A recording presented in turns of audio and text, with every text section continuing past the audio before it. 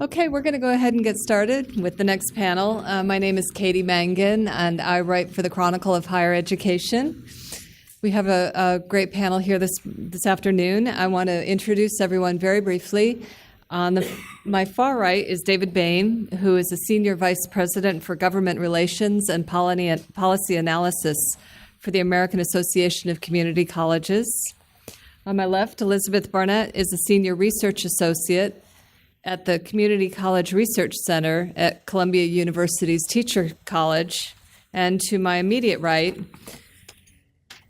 Patrick Saxon is an Associate Professor and Director of Developmental Education Administration doctoral program at Sam Houston State University, and he's also a leader of the National Association for Developmental Education. One of the biggest issues community colleges are facing today is figuring out how to meet the needs of the millions of people who show up at these open access institutions not anywhere near ready for college. And in theory, remedial or developmental classes serve as a bridge to help get them ready. And in many cases, that's exactly what they do. But some people fear that these classes can, in fact, serve more as a barrier if, in fact, a student gets locked into a long series of developmental classes and gets discouraged and never makes it to a credit-bearing course. And so this concern has resulted in a flurry of reforms aimed at moving students more quickly and effectively into college-level material. On campuses, colleges are experimenting with all kinds of different models, like compressing 4 sessions of remedial math into 2, or taking students who are near the cutoff and putting them directly in a college-level class with some kind of embedded tutoring. Or in some cases, they might use modules. So in a math developmental class, you might break it into modules so that if you're just shaky in fractions, you're not going to spend a lot of time redoing things on multiplication and division, which you've already got down. And then some states like Florida are going even further and letting most high school graduates make the decision for themselves whether they want to test for and or take developmental classes. And that's caused some concerns about whether this is going to result in introductory level college classes being dumbed down to accommodate an influx of unprepared students, especially given all the pressure to boost completion rates. So we're going to talk to 3 experts today about the changes that are happening and what's behind them, about the statistics and how we need to look at them very carefully and know best how to interpret them, and then look at some of the myths and realities surrounding a sector that's under intense scrutiny today.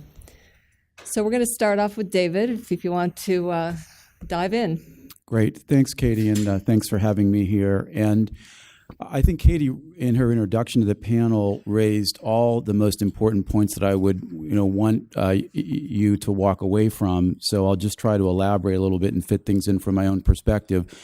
But I do think that to start with what's maybe obvious to you all, but I think bears a tremendous amount of emphasis, is the importance of this issue of remediation in community colleges and the need to do it successfully.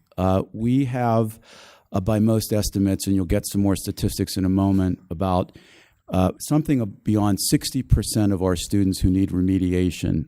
Those are students who are not prepared to do community college work. They're not students who are not prepared to do work at SMU. They're students who aren't prepared to do work at Dallas Community College. And this, of course, is a comment not on community colleges per se, but more so on the performance of the K-12 education system in our country. And on that, I would just note that while most people think that remediation is courses that are taken by older students, people who've been out in the workforce for some time, the average community college age, for your information, is about 28 or 29 years old. While most people might associate with people who've been out of high school for some time, that's not the case. In fact, students who are recent high school graduates are just as likely to be found to be in need of remediation as these older students are. As I think about remediation, I view it as also being inextricably linked, although it tends not to be discussed so much within the context of the completion agenda and the emphasis in this country on the need for more students to graduate from college. And I'm sure that you're all familiar with that. But for as important and for as ubiquitous as remediation is on community college campuses, for as much of it as we do, it has to be acknowledged, as was implied a moment ago by Katie, that it's been pretty much of a failure. And I think Elisabeth is going to throw out some statistics to you. The one that I dug up last week was that 28% of all students who enter remediation have achieved a college degree 10 years later. So we've got a very low percentage of students who go into remediation and ultimately get a degree. And so this has, as Katie mentioned, addressed or sparked a tremendous amount of analysis within the community college sector as a whole, really as part of the completion agenda of ways to do remediation differently. There are a number of new methods that are being undertaken. There are actually very different kinds of approaches I'll mention in just a moment. But before I do, I also want to emphasize the fact that, to my way of thinking, what community colleges are doing by way of trying to revamp remedial programs and remediation and developmental education tend to be used, substituted for one for the other. I think the contemporary or more current usage is developmental education, so perhaps I should just clarify that. But for developmental education, there really is a sort of a soup to nuts revamping of the form of the education, the content of the education, the way that it's being delivered, and so on. And so there's been a very basic reevaluation of this process on our campuses. And I think that is a tremendous testament to the nature of community colleges, in that they are willing and able to do things differently when they need to.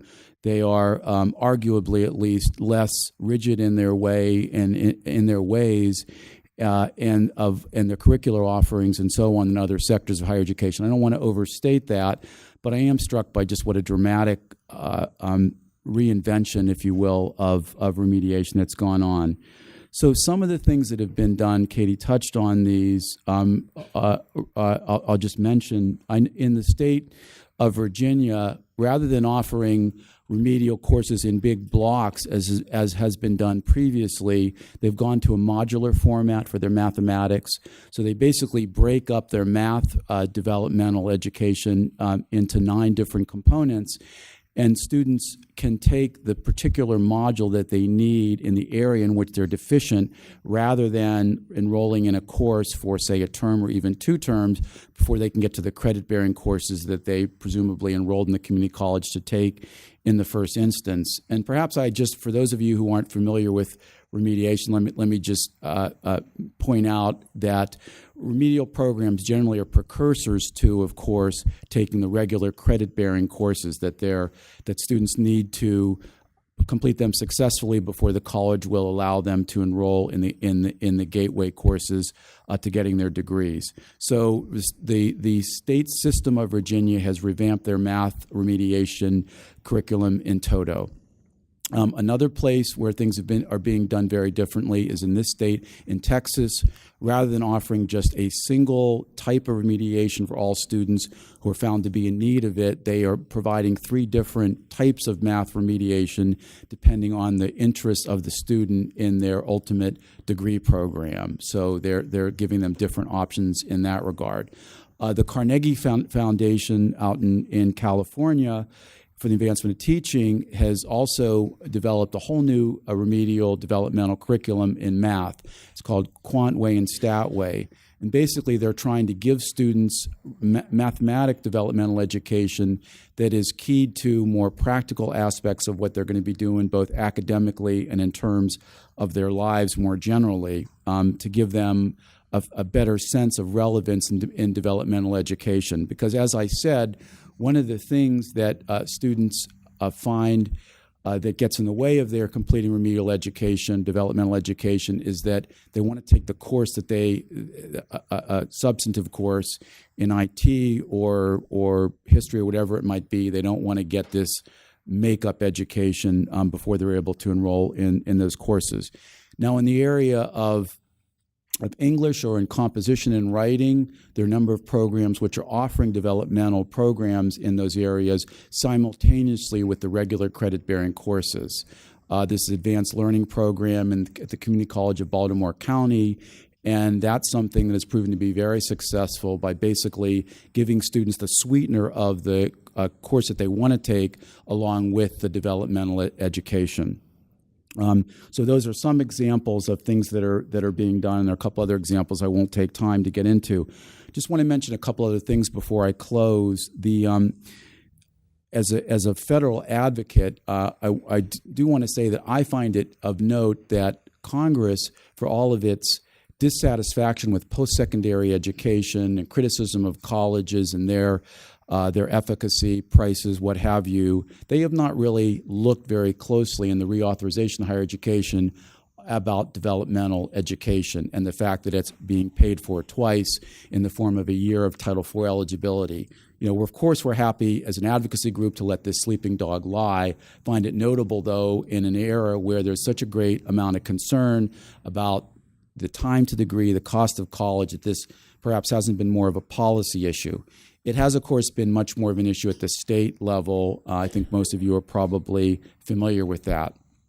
And then finally, before I close, I do also want to mention something that isn't exactly developmental education per se within the college, but is, I think, a very important advancement in this area, and that is that more and more community colleges and even at some state levels, Maryland and Tennessee, are testing high school students before they are graduating, whether it be at the end of 10th grade or 11th grade, in a number of cases giving them the same placement tests that community college students get when they enroll to determine whether or not they need remediation, to determine in high school whether or not they're on the path to college, and then if they don't have a sufficient performance on the exam, then they're advised to go into remedial programs or the equivalent of it while they're still in high school so that they don't have to take these courses when they're in college. And we think that this holds great promise for reducing the amount of remediation that our institutions need to do. And I think that of course, you're going to be much better off if you don't have to provide this education to students once they've arrived at community college. So thanks for listening to me. I'll look forward to the Q&A later. Okay, thank you, David. Elisabeth? Good afternoon. I decided to go ahead and use PowerPoints because I want to share information about developmental education in a succinct way and to use a lot of numbers. So I thought it might be easier just to show you some slides. Before I go ahead, though, at the Community College Research Center, we have been doing work on community colleges for the past 20 years or so, and a major focus of ours has been developmental education. I should mention that one of my main interests is the changes in high schools that are taking place of the kind that David alluded to. And so you might want to look on our website if you're interested in that topic on our work on early college readiness assessment and transition courses. But talking about developmental education, I want to say first of all that I think the people that are doing the work in community colleges on developmental education are some of the heroes that we have in this country. They're the people that are working every day to make sure that students who might not otherwise get a college education have the opportunity to go. And there are some people that are out there saying that perhaps that work doesn't need to be done, and I think that we should question that. So let me give you some additional background, and I'm going to frame it in terms of some facts and myths about developmental education. So I'm going to present each of these as a fact or a myth. I'm going to actually, in some cases, ask you to vote on whether you think it's a fact or a myth, and then I'm going to present the research on it. So most community college students require developmental education. Who agrees with this? Okay. So this is a fact. 68% of students coming into community colleges require some type of remediation, and I'm using it interchangeably with developmental education in this case. And that could be in math, it could be in reading, or it could be in writing. If you're talking about open access four-year colleges, it's 40%, and across all four-year colleges, it's considerably less. It's probably more like 20%. Students are equally likely to graduate college whether or not they require developmental education. Who thinks that's true? Yeah, so they're less likely to graduate college if they require remediation. And there are a number of reasons for that, but probably the most important one is that they've come in underprepared. They're facing college courses, and they often don't have the academic preparation necessary. And the other reason may be that they need to take a series of courses before they actually start their college level work. As David said, some of them are in there because they want a career and want to get going, and they're being asked to take math courses, and they're wondering why. Many students placing into developmental education could actually pass a college level course. How many people think that's true? Yeah.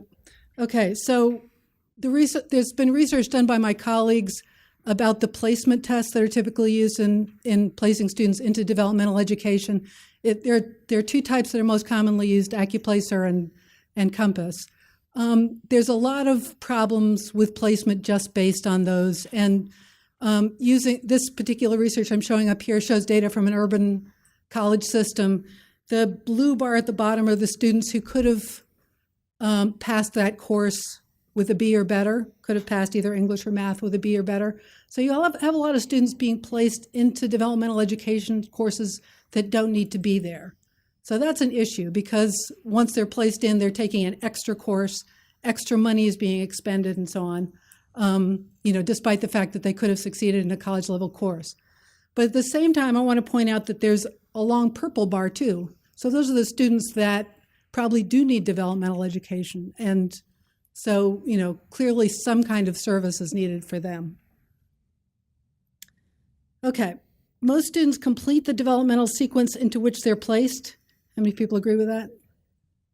Well, when students don't complete their developmental sequence, it's usually because they fail their classes. How many agree with that? Okay, well, you're all right. So this is a study that was done of colleges that are involved in the Achieving the Dream initiative that you may have heard of. It was a data set looking at a whole bunch of those students. It followed them for 3 years after they started their educations, and it looked at their math and reading course sequences. And mainly they were looking at whether students who started in developmental education were likely to complete their first college level course in that same sequence. So first of all, this is where students placed. You had a lot of students in reading that placed into college level, right? So 67%, and a lot of students in math placed into college level, 41%. And for those students who didn't, in reading, most of them were just one level below. So they didn't have, a great deficit there, basically. In math, there was much more variability. And what they did is they looked at these students and looked at their progression up through completion of the first college level course. And this shows a lot of detail, but if you look at the top bar, the blue part of that is the students who never enrolled in some course in the sequence that they needed to enroll in, right? So in other words, they were told that they needed to take a developmental education course and they didn't enroll, or perhaps they finished one and they didn't enroll in the next course. So students don't necessarily keep going. The bar next to that, the purple, is the 29%. Those are students who failed their courses. So, who failed a developmental course, and that's why they didn't complete. The 33% are the ones who complete. So a lot of students who are placed into developmental education never make it through the sequence. Overall, developmental education outcomes are positive. Unfortunately, that's not what we find in the research. This is a summary of 8 studies, and it comes out of, this is on our website, and I brought some copies. I sat them up there. And what we tried to do is pull together as much information as we could about the success of students who are placed into developmental education.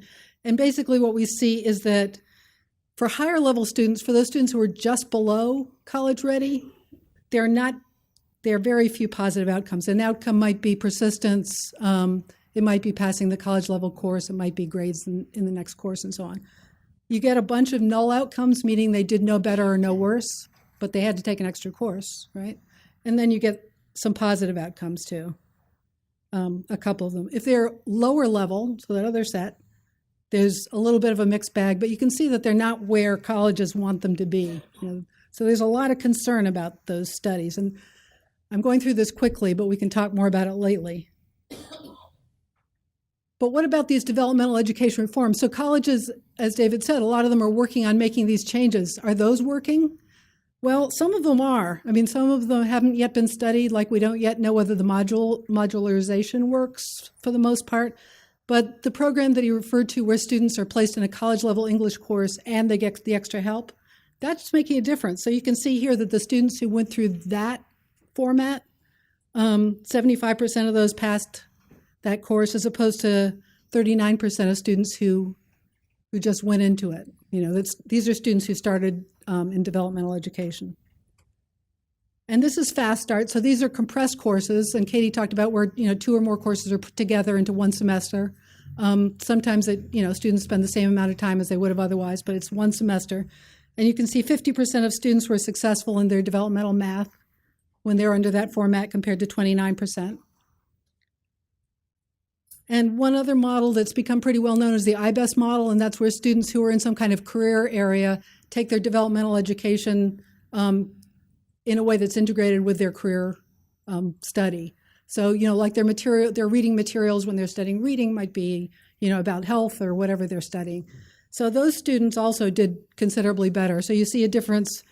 They got 11 more college credits and 11% more college credits and 5% more likely to complete a degree or certificate. So that's a lot of information really fast, but I thought it might help in moving this conversation forward. So. Thank you, Elisabeth. And now we're going to hear from Patrick, who works very closely with a lot of the people who are out there in the trenches teaching these classes and might have a somewhat different perspective. Go ahead, Patrick. Now, I think we're pretty much on the same page in a lot of ways, but I would like to begin by saying that contrary to what's written in our session description, neither Connecticut nor Texas has eliminated developmental education. Connecticut launched an effort to do so, but they wound up still allowing for limited levels of developmental courses in their state. Texas, on the other hand, has sought to do a lot of things, to offer a lot of options, to reduce, accelerate, offer what they call NCBOs or non-course-based options, and strengthen and integrate learning support systems in order to more effectively serve the developmental student population. So I think they're leaning in the right direction, and to put them in the same boat as those who are trying to eliminate developmental education, I think is a misstatement at the least. Even Florida, who did pass a mandate to eliminate developmental education, has found so far that they can't totally eliminate it. It's still allowed for older returning college students, and as David mentioned, the average age is 28, 29, so we're still talking about a significant population of students there. And though the mandate kind of started earlier to take effect earlier this summer, this fall's entering semester was the actual time that the mandate was to kick in.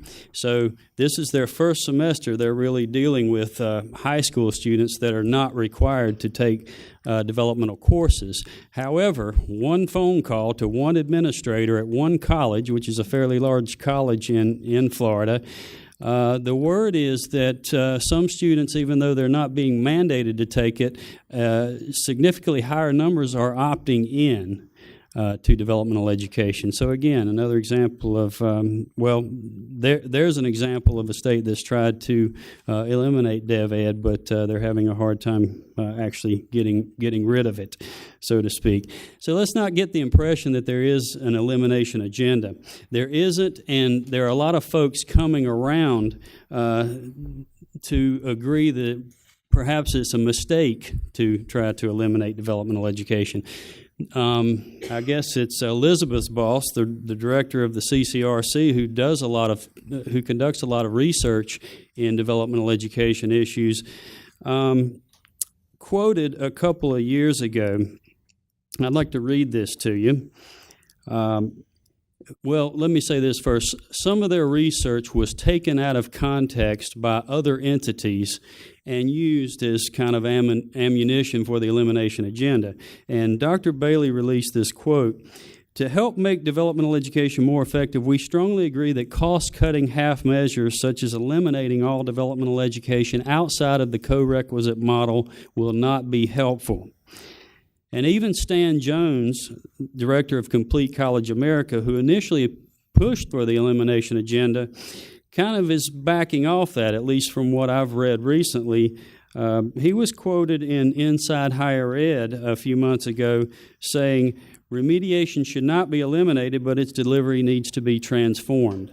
So I think that some of the initial detractors have come around to understanding the need for and the importance of developmental education when it's done properly at the community college especially. And let me move toward what we mean by doing developmental education properly. I think one of the great misconceptions about developmental education, and I've been in this field since the late 80s, so and this misconception's been around forever. It's nothing new. But some folks, and I think David mentioned this, they simply equate remedial courses as being developmental education. And much of this is perhaps the fault of the institutions out there that offer poor developmental education, poorly devised remedial courses as the whole of their developmental education program. However, comprehensive developmental education solutions are more than remedial courses. The term remedial indicates that we are correcting something. The term developmental indicates we're facilitating change and supporting growth and development. And just a side note here, occasionally you'll read or hear someone say that the term developmental education is a euphemism. But actually the name was coined as a nod to its foundations in the principles of adult learning and development theory. So this name came from somewhere. It wasn't to put lipstick on a pig, so to speak. But anyway, here's what we believe, those scholars and practitioners who work in the field believe developmental education should look like. Remedial courses may be part of a comprehensive developmental education program, but it is a comprehensive program designed to serve at-risk students, and the solution must include the following at the least: well-designed diagnostic assessment of academic skills and affective student variables, non-cognitive variables, the availability of counseling and advising, the integration of study skills into the curriculum, the integration of academic support systems, the opportunity for culturally responsive instruction and mentoring, especially for traditionally underserved student populations. And of course, programs should include both traditional classroom instruction along with some of these new accelerated, innovative models of instruction delivered by the highest quality of teachers that we can get. Why is such a comprehensive approach needed? We must keep in mind that we are working with the most at-risk students at the most at-risk time in their college careers. And student success is as much about teaching students how to study and learn and integrating them into the college, the social and support structures of the college, as it is the development of their academic skills. And anyone who's read classic work by Vincent Tinto in your college reading knows this to be the case. Now, to address some things that Elisabeth brought up, admittedly, we do have mixed results reported on developmental education success, but it's not as bad as some would have you believe. We do have studies showing pockets of high-quality, well-delivered developmental education.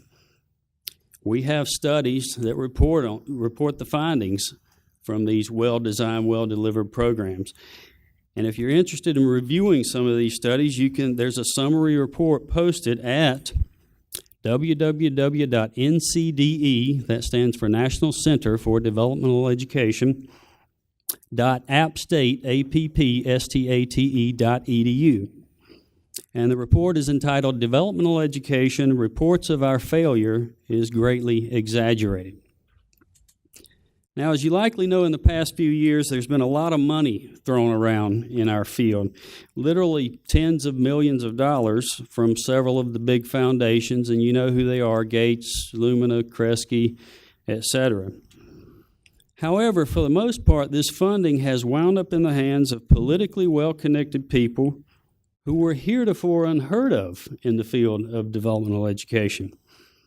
And suddenly they became powerful, they became players that had powerful voices in this field, if not excellent salaries, claiming that nothing works and touting that they have the solutions to fix developmental education. However, none of those Johnny-come-latelys were promoting a comprehensive program approach that those of us working in the field have been pitching for decades. And the comprehensive program approach that's needed for such a diverse group and such large numbers of students. Now, to wrap this up, I'd like to ask a favor of you who are reporting on higher education and in particular developmental education. I'd like to ask that you be aware of your sources and their possible motivations when you're reporting on this field. Remember, indeed, there is an uneven quality of developmental education across institutions, across states, and state mandates may be in place, but still how those mandates get implemented from one place to the next is different. So again, the point here, you're going to have an uneven quality of programs. So be aware of your sources, be aware of the motivations of your sources, and at least give us, the scholars and practitioners, those of us who actually work in the field, a chance to address and comment and respond on the critical news that you're reporting about our profession. I would like to acknowledge, though, that Katie has done this, and she attended the last conference of the National Association for Developmental Education, and she did not just fly in and attend the plenary event and then take off. She actually spent a few days there. She addressed the group, and she seemed to be listening to what we had to say, and we appreciate that.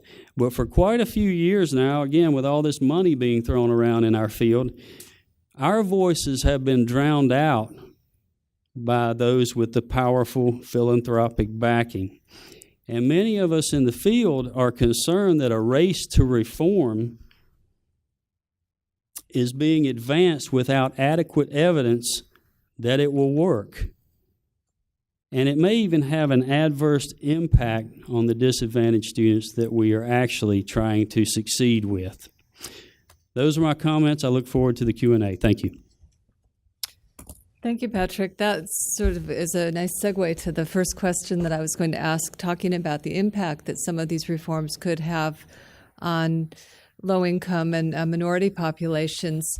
I know there's some concern that many of the models which involve compressing or even eliminating the need for remedial classes work well for people who are near the cutoff, but community colleges, being open access institutions, get a lot of students coming in who might read at 7th grade level, maybe less. What impact is that sort of fast tracking of developmental education likely to have on the people who are least prepared, who tend to be predominantly low income and minority? And I don't know whether, Elisabeth, this is something that you would like to answer? Or give your thoughts? I can give my thoughts. Yes. People ask us sometimes whether, with the research that we know about, whether there's some kind of point at which students shouldn't be accelerated. And there doesn't seem to be a clear answer on that. But what I've seen is that some colleges are developing their own ways of assessing students and trying to be intentional about how they do place students. I think I think that makes a lot of sense. And I think there is some danger of students being put into the wrong place. But to me, there's more danger when you have some places, I might name Connecticut, talking about there being only a possibility for one developmental course before you have to enter college level. You're going to have students that are pushed out of that system. I mean, I don't know exactly how it's playing out, but that's the worry, I think. David, do you care to jump in there? Do you share those concerns at all? Yeah, you don't want to lump students into the same category when you're talking about literally millions of students.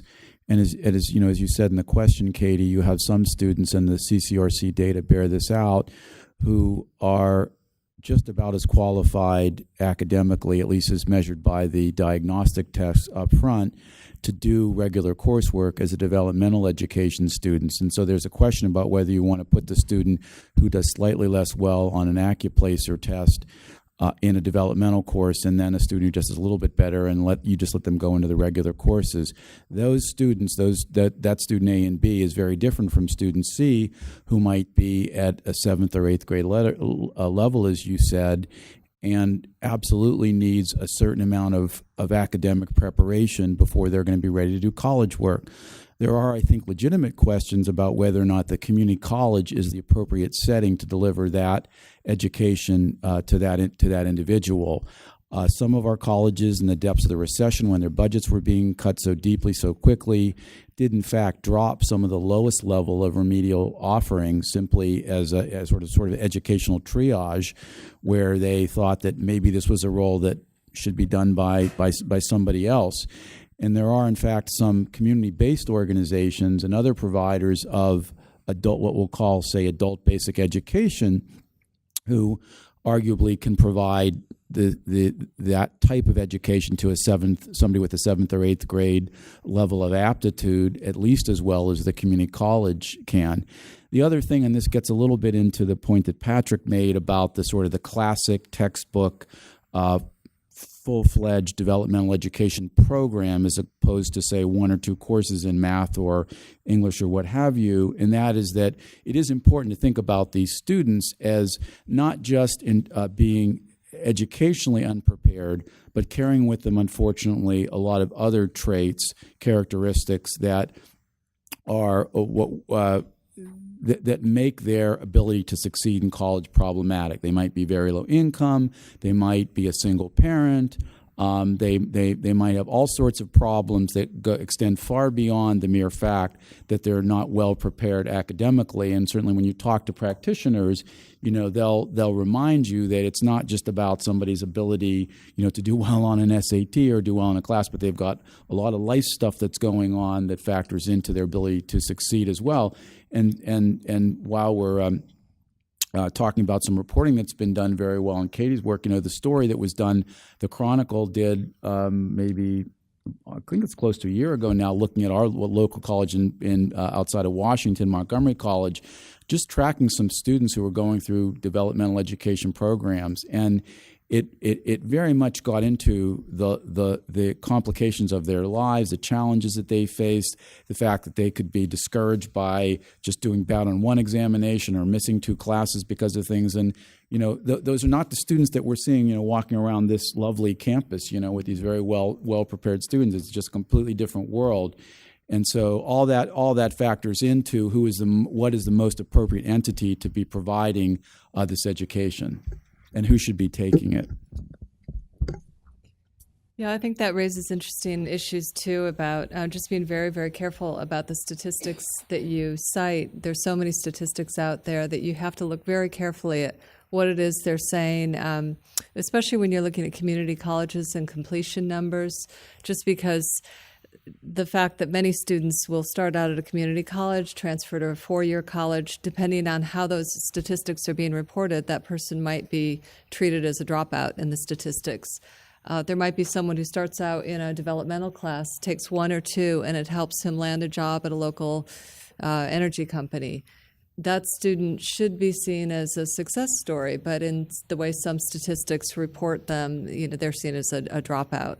So I think, and Patrick, if you want to jump in, because I know you've had a lot of concerns too about statistics. Yeah, I'd like to make a few points about the statistics. Even if you look at CCA's report, I believe it was called something like Remediation of College's Bridge to Nowhere, or something like that. It's easily found on the internet.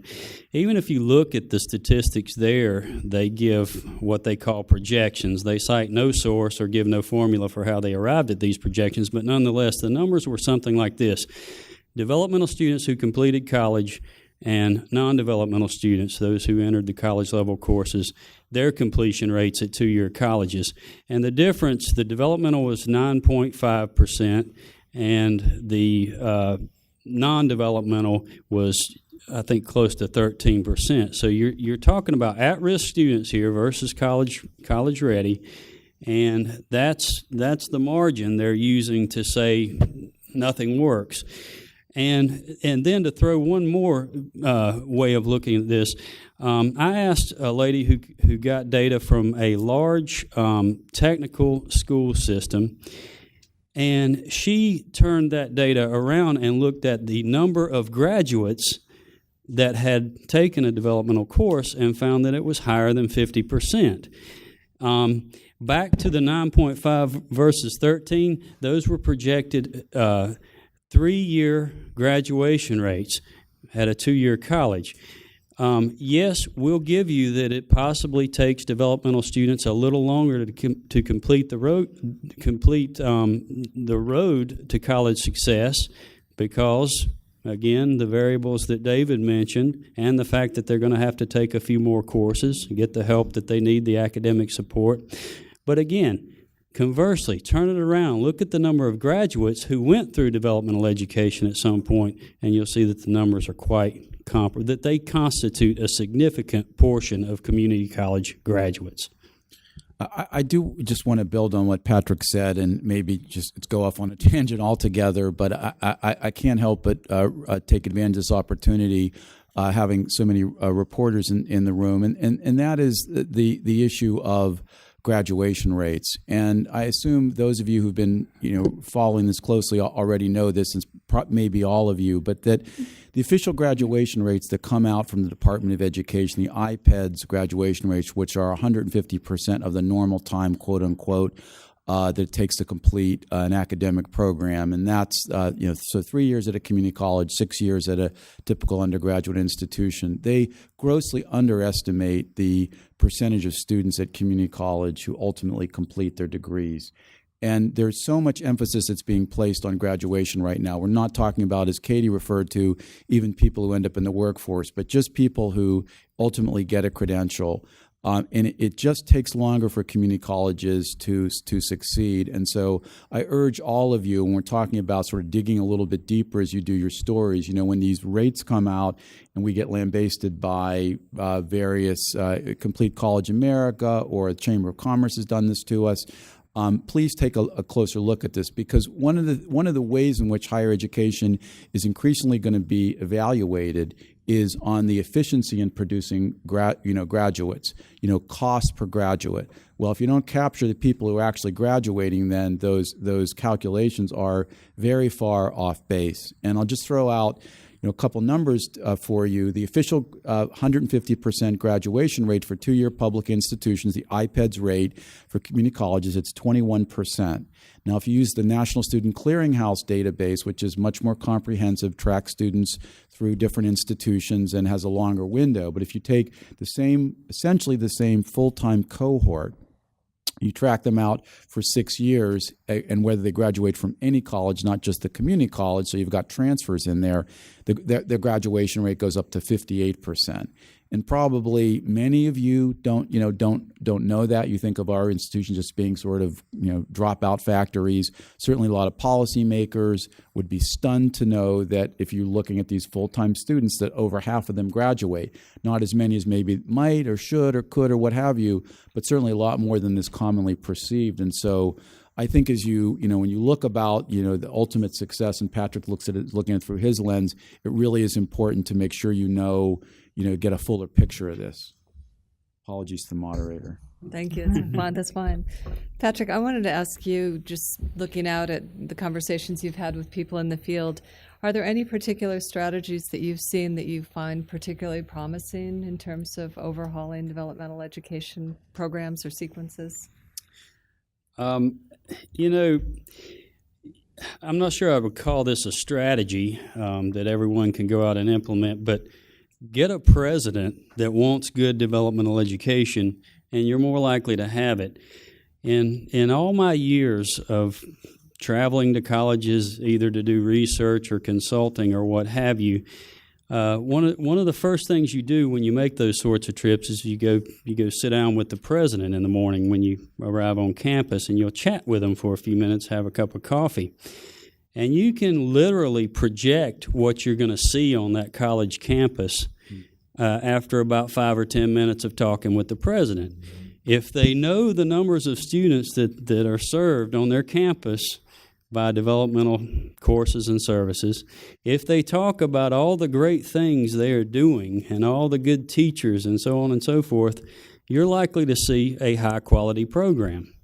Conversely, well, I think you can get the idea about how the conversation would go with a president that wants you to come in and fix their program.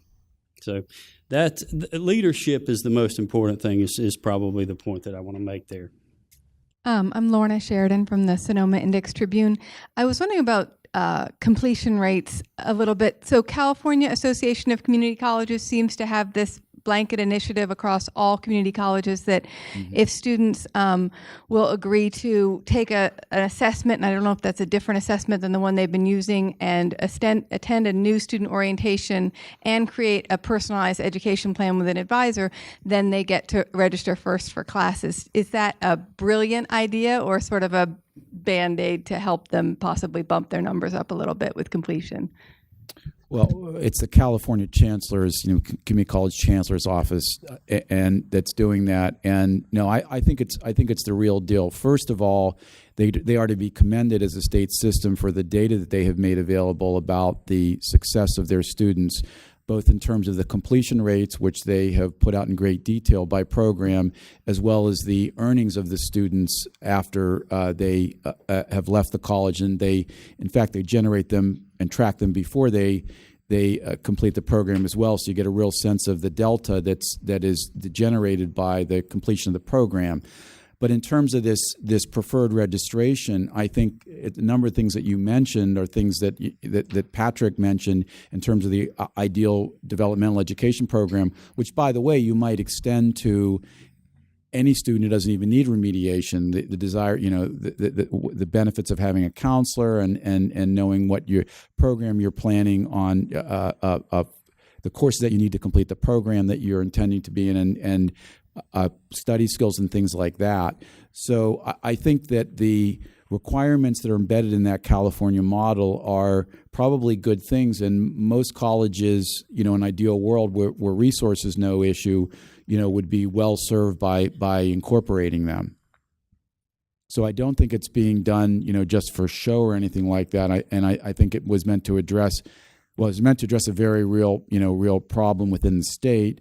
And it maybe sort of a back doorway, because of course they wanted to prevent students who had been amassing more credits far more than we needed to get a degree. They wanted to give other students a chance to register, but I think the requirements were well conceived. Kenny Cost with the Shorthorn at University of Texas at Arlington. I was curious if the dual credit programs that are popping up around Texas are helping, or I don't know about other states. I know Texas has a lot, but I was wondering if those are helping college readiness at all, and at that level. And then are those students also ready for junior level courses at 18 coming right out of high school? The dual credit is where you get the degree and the diploma. I haven't seen any data on Texas per se. Actually, there is a report on Texas. There's good research on dual enrollment saying that students that participate are more likely to have good outcomes in college. And it seems to be for two reasons. One is they're in a rigorous curriculum, and the other is that they're getting exposed to college norms and expectations and that kind of thing. So there is a trend around the country, including in Texas, to promote the idea of students taking college courses, while they're in high school. There is actually a study by Jobs for the Future on Texas, and it shows some really positive outcomes. But at the same time, I think there have been concerns that some students who are cramming as many college classes as they can into high school are kind of getting them ahead of themselves. And there's a concern on the part of some college faculty that students aren't necessarily socially mature when they enter, and that jumping right into junior year at age 18 often backfires. So there's been some pushback from the colleges too. To what Kenny asked, it kind of goes along with that tiered graduation plan. With dual credit, we've got students that are getting college credit while they're in high school. But for students that maybe aren't aware of that and graduate on a lower tier, are we perhaps locking them out of a college experience?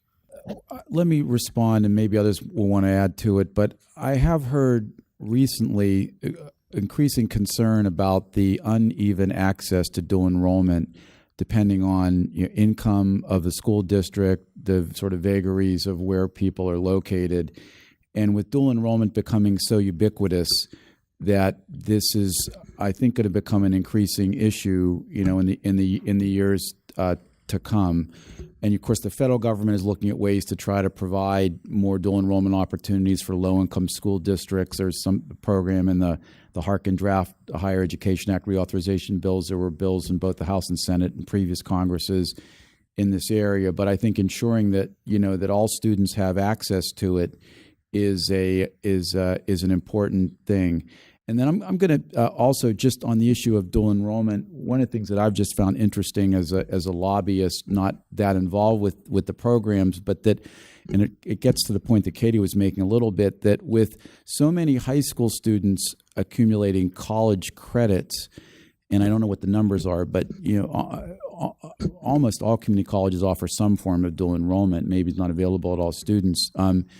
You would think that questions might be asked, frankly, about the rigor and of the college curriculum that's being offered to so many high school students. We're not talking about the whiz high flyer students who ace their SATs or what have you, getting college credits, but we're talking about lots and lots of students at the high school level, and they're by design not your A students. They're the students who might not be going to college, at least as the program was conceived, who are then able to accrue college credits. And again, I've been kind of surprised that somebody hasn't said, well, then how tough are those courses, and what is the relationship in terms of rigor between the high school curriculum and the community college offerings? But I think in this day and age, people are so happy that students are getting these credits. It's less of a financial burden on the educational system, more broadly, and it has had some good impacts in terms of getting people ready for college. That nobody or very few people seem to be asking that question, and I find that of note. And that's actually, I think, a really good story that you guys can all be looking into. I mean, everybody has early college high schools.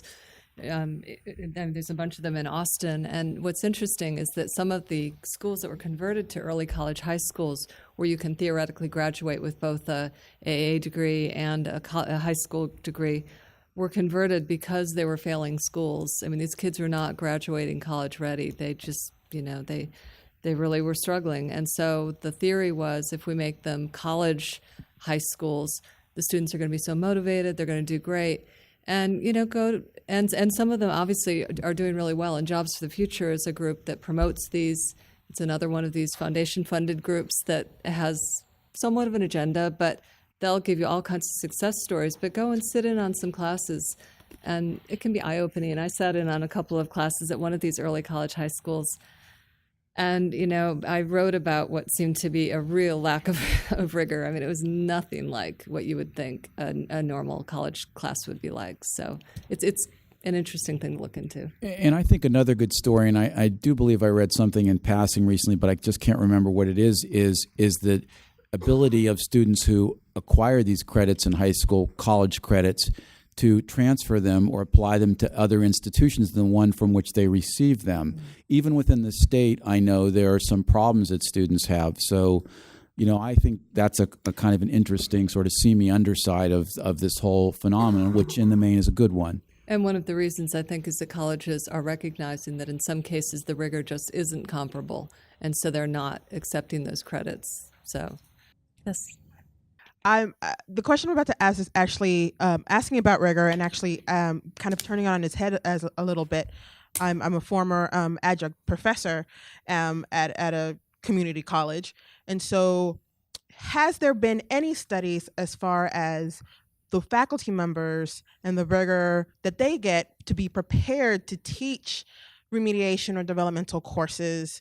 Very many times I have seen, and it happened to me, where we have a section open, we need you to teach it, here's the book. Maybe you get a syllabus that says what you need to cover, go. And hopefully by the end of the semester or mid-semester, there are actually still students in the classroom. So do you guys know of anything?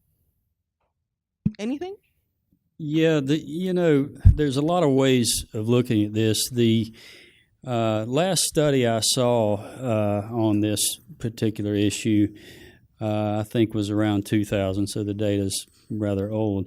But it was 65% of teachers of developmental students were adjunct faculty. And the SACS requirement, of course, is, let's say you're teaching math, you have to have those hours in mathematics. But are you really trained in the comprehensive developmental approach? Do you know of support services that you can recommend students to when they're struggling? On and on and on. Do they know that they're working with at-risk students and what types of students they're working with?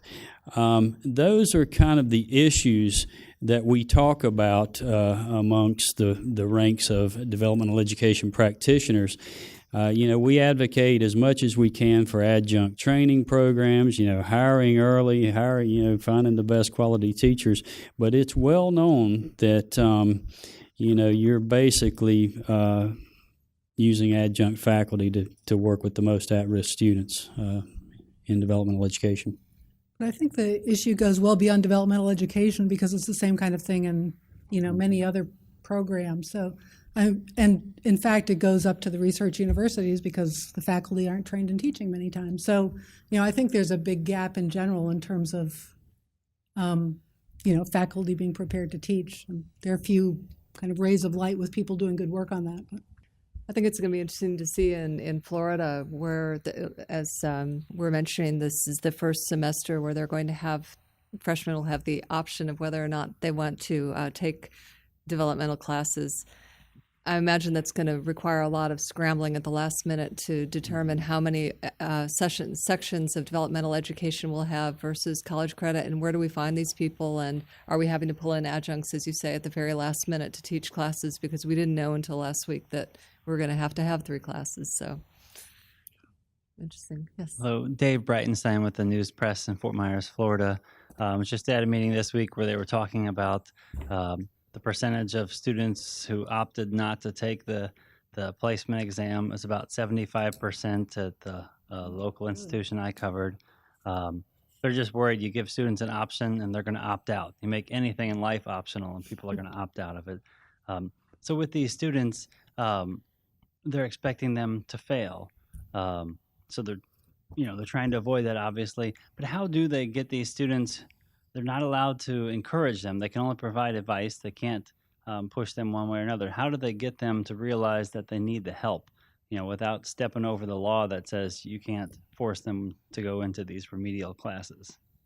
What do you think, Patrick? What do you do in those situations where students who come in who clearly are not ready, and you can look at their transcript and say, there's just no way this person's going to make it, but it's up to you. You graduated from high school. You don't have to take it if you don't want. What do you think they should be doing? Yeah, and I guess we've reduced advisors at these colleges in Florida to being pretty good salespeople because, indeed, yes, they are actually in fear of being sued by advisors placing too much pressure for students to go into these courses. So point well taken. What do you do? I don't know, but you have to train your advisors, and all they can do is make the case that if they believe in their developmental program on campus, they say, look, This is how you scored on the exam. You're working 50 hours a week. You have 3 children at home. We'd strongly encourage you to take advantage of these options, but however, it is your choice. So, they're walking a fine line there, and it's got to be difficult. Okay, I think that's it. But thanks. This is a great discussion. Appreciate it. Thanks, everyone.